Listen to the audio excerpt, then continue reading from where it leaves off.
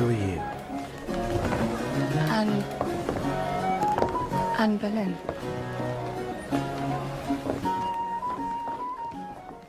She was not the most beautiful woman at court, and yet Anne Boleyn captivated Henry VIII in such a way that he even changed the course of history for her.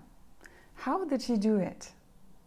Today, my dear viewers, we are going to take a look at Anne Boleyn as a feminine icon from history through the lens of seduction, feminine presence and strategy. And I'm going to use some scenes from the famous series The Tudors, because of course there are many documentaries, books and videos already about Anne Boleyn as a historical figure. But in the end, we do not know how she really was as a woman, because we simply don't have any sources from those times, just some writings and some descriptions. But the rest basically happens in our fantasy. And we will take a look at Anne Boleyn as she is, or as her character is interpreted in this series. So just as a disclaimer, but let's just pretend, and I promise you that by the end of this video you will learn a lot, and we will have some new inspiration and some new lessons in femininity that we can benefit from in today's world. So let's start.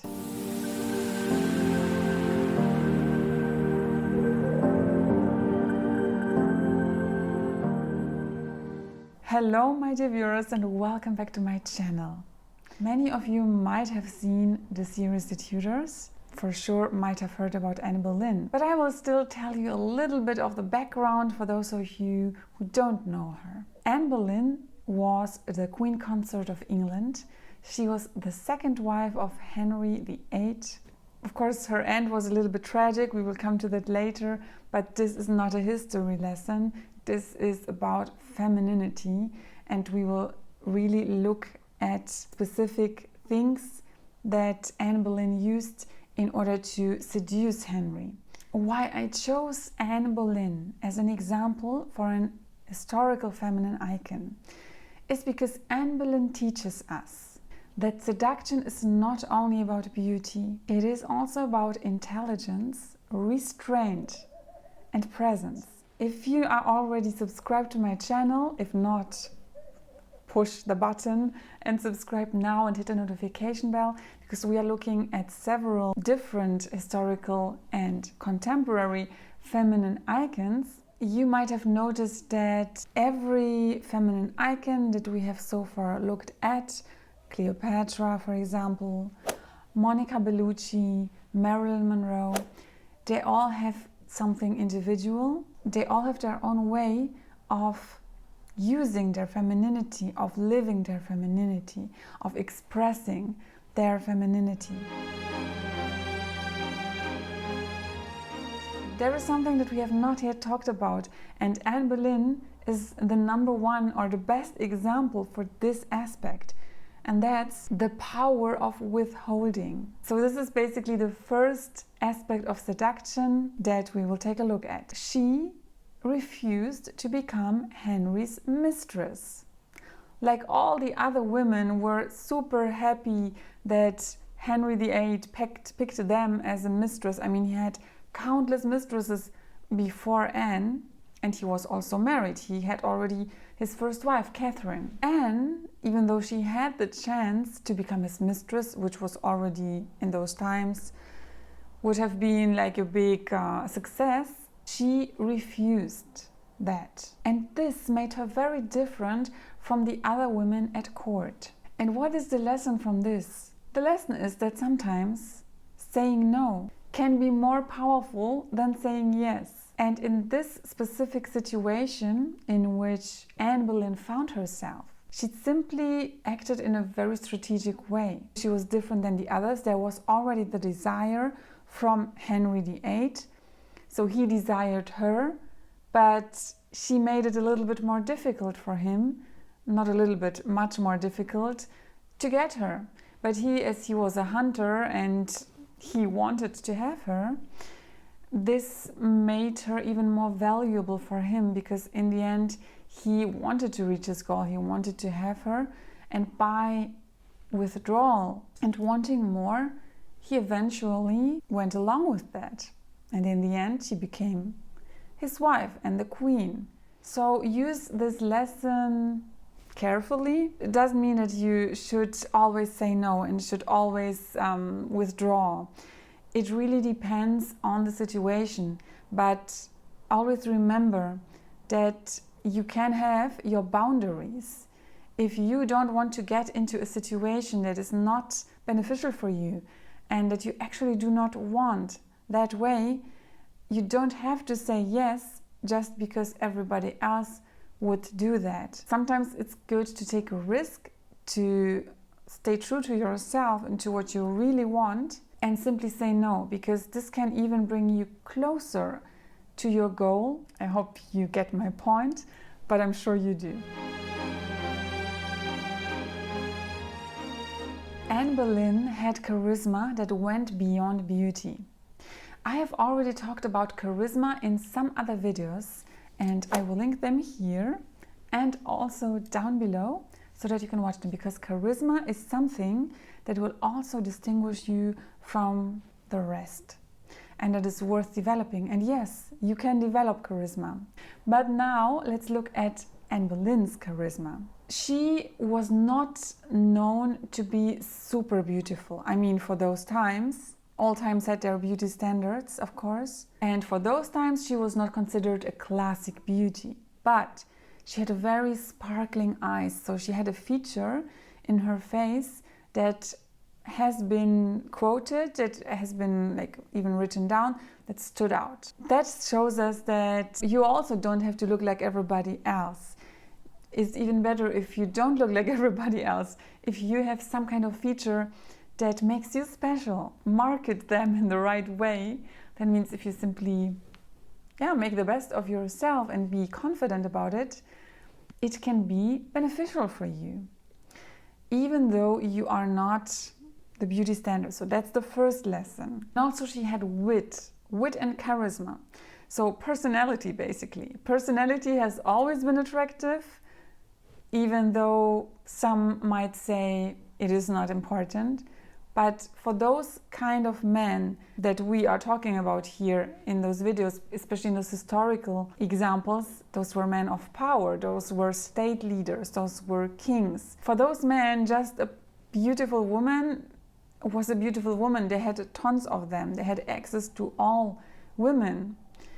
But a woman that had wit, that had personality, that could somehow challenge them in an intellectual way also, and was also beautiful. Not necessarily the most beautiful, but the whole package was much more attractive and was indeed interesting, because you know that in those times there were not many very educated women, or women who read, women who spoke many languages. Anne Boleyn, historically, she lived for a long time at the French court. So in those times, the French court, I think she was a lady in waiting there. So before she came to the English court. And it was said that the French court was a very liberal, very modern court, and she spoke French also. So she brought some fresh wind, so to say, some experiences. So for us modern ladies, this means, and I always say that, always develop your mind. Do things that are interesting to you, learn new things, find something that you are passionate about, and just develop yourself, develop your personality. I think this will make you a very interesting woman, no matter your age, no matter where you live, because something that will still distinguish you from the rest. On this channel, I am also talking a lot about body language, posture, hip movement, etc. You will find all those videos in my playlists, Move Like a Lady and Walk Like a Lady, which I will link down below for later. But with regard to Anne Boleyn, if we look at her character that is depicted in the Tudors, through, of course, an actress, but we look at Anne Boleyn in the series, we see that she is using graceful movements. She has captivating eyes, so she uses her eyes also. She has a subtle yet confident posture. And also in the Tudors, notice how she walks into the rooms, making direct eye contact, and she holds herself with regal poise. This is attitude. So this is the posture that I mean. It's the posture of a queen. She wants to become a queen, and she holds herself like the queen. And what lesson can we learn from that?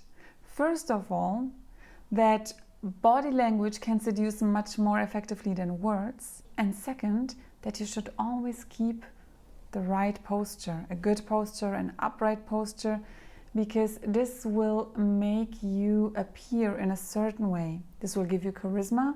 It will make you look confident, more attractive. Notice that if Anne Boleyn would have walked with a bad posture or very submissively, would not have used her eyes so intensely with Henry, she might have, well, maybe he might have taken her as a mistress if she was just submissive and beautiful, but she would never captured him in the way she did, because she had this confident body language, this very seductive body language.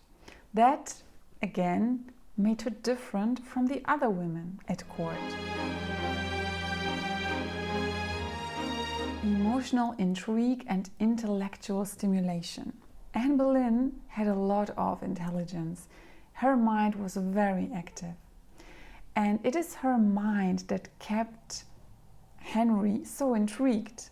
She seduced his mind as much as his heart. Conversations about politics, religion, and court intrigue really kept him hooked. In combination with her beauty and her feminine allure, this really seduced Henry because she challenged him, also intellectually. The lesson that we can learn from this is that seduction is not only physical.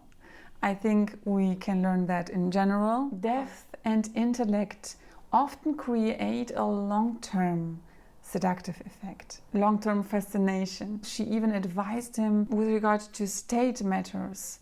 And of course, later, this became also, well, the danger. We all know what he did with his wives, but it's not about Henry here. We know that he was a very problematic personality. Now, let's come to the dark side of seduction, because as we know, and I have already hinted, it didn't end well, but it also didn't end well with Henry's other wives, or with most of them. Her ambition and her strategy, especially in the series, or as depicted in the series, ultimately became dangerous, because when seduction turns into manipulation, it can backfire. So an important takeaway for us modern women here is to always balance seduction with authenticity. Very important. I mean, the Tudors is still a series, it's a little bit dramatic, but in general, all that you learn here should serve as an inspiration and as something positive. You should not use it as manipulation, but as an inspiration to be a bit more self-aware and to simply have fun and to give other people a good time and have a good time yourself, to have your boundaries, to not let yourself be tricked by anyone, but to know how people behave and how people react. This is basically what is so interesting about this whole thing of seduction, because seduction is not only seducing a person, it is also, as in, for example, the example of Evita Peron, seducing a whole nation, an audience. In no way do I want to teach you or convey that you should manipulate. Using some feminine strategy is not bad as long as it doesn't harm anyone, and we do not want to harm anyone. It is just about getting what you want, what you truly desire. There is nothing wrong with them, and that's what you can use those lessons and those inspirations for. Having said that, I would like to know, Do you think that Anne Boleyn was rather a strategist or a seductress? I simply love to hear your perspective. So thank you for watching, and I am looking forward to see you in my next video. Bye bye!